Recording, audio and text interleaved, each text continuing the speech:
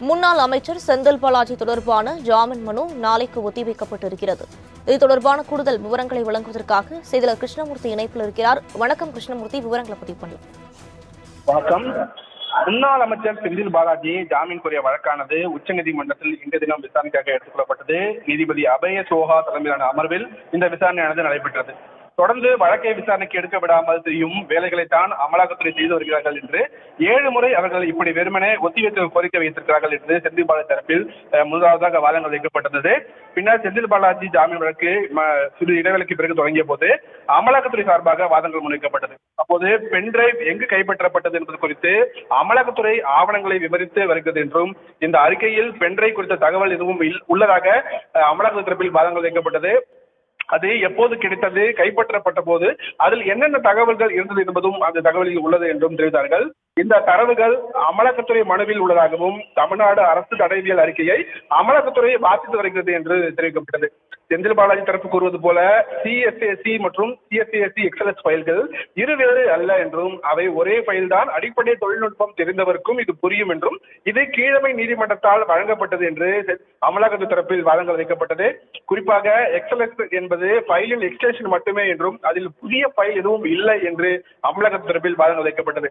அதில் உள்ள பல்வேறு தரவுகளின்படி ஓட்டுநர் பொறியாளர் பணிகளுக்காக பணம் பெறப்பட்டதாக கூறப்பட்டுள்ளது. அதில் உள்ள தரவுகளுக்கு செந்தில் பாலாஜி தரப்பு உரிய பதில் தரவில்லை என்றும் நீதிமன்றத்தில் அமலாக்கத்துறை தரப்பில் வைக்கப்பட்ட வாதங்கள். ஆட்சேர்ப்பு குழுவில் தான் இடம்பெறவில்லை, எனவே தனக்கு இதற்கும் எந்த ஒரு தொடர்பும் இல்லை என்று அவர்கள் தரப்பில் கூறுவது மிகவும் கேடுகேட்க உள்ளதாகவும், பின்னர் நீதிமன்றத்தில் சீகேட் என்ற ஹார்ட் டிஸ்க் தாக்கல் செய்யப்பட்டுள்ளது. ஆனால் கைப்பற்றப்பட்டதோ HP ஹார்ட் டிஸ்க் என செந்தில் பாலாஜி தரப்பில் கூறுகிறது.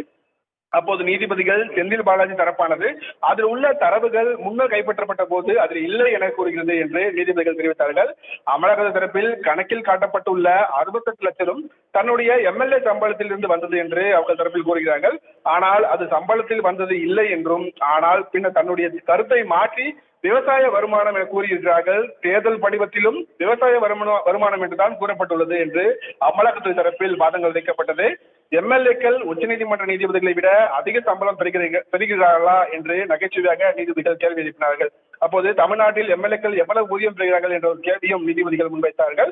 ஆண்டுக்கு சுமார் 12 லட்சம் ரூபாய் சம்பளம் பெறப்படுவதாக அமலாக்கத்துறை தரப்பில் தெரிவிக்கப்பட்டது. கணக்கில் காட்டப்பட்டுள்ள சுமார் 1.5 கோடி ரூபாய் எவ்வளவு காலத்தில் கிடைத்தது என்று நீதிபதிகள் தரப்பில் அமலாக்கத்துறைக்கு கேள்வியானது முன்வைக்கப்பட்டது. 2013ஆம் ஆண்டு முதல் 2021ஆம் ஆண்டு வரை கணக்கில் உள்ளதாக அமலாக்கத்துறை தரப்பில் பதிலானது தெரிவிக்கப்பட்டது. இந்த ஆவணங்கள் நீதிமன்றத்தில் உள்ளதா என்ற கேள்விக்கு ஆமாம், அனைத்து ஆவணங்களுமே அதிகாரப்பூர்வமாக தாக்கல் செய்யப்பட்டவை ஆகும் என்று அமலாக்கத்துறை தரப்பில் தெரிவிக்கப்பட்டதை அடுத்து செந்தில் பாலாஜி ஜாமீன் கோரி தாக்கல் செய்த மனுவை நாளை மாலை 3 மணிக்கு தள்ளி வைத்து நீதிபதிகள் உத்தரவிட்டிருக்கிறார்கள். வினிதா, விரிவான விவரங்களுக்கு நன்றி கிருஷ்ணமூர்த்தி.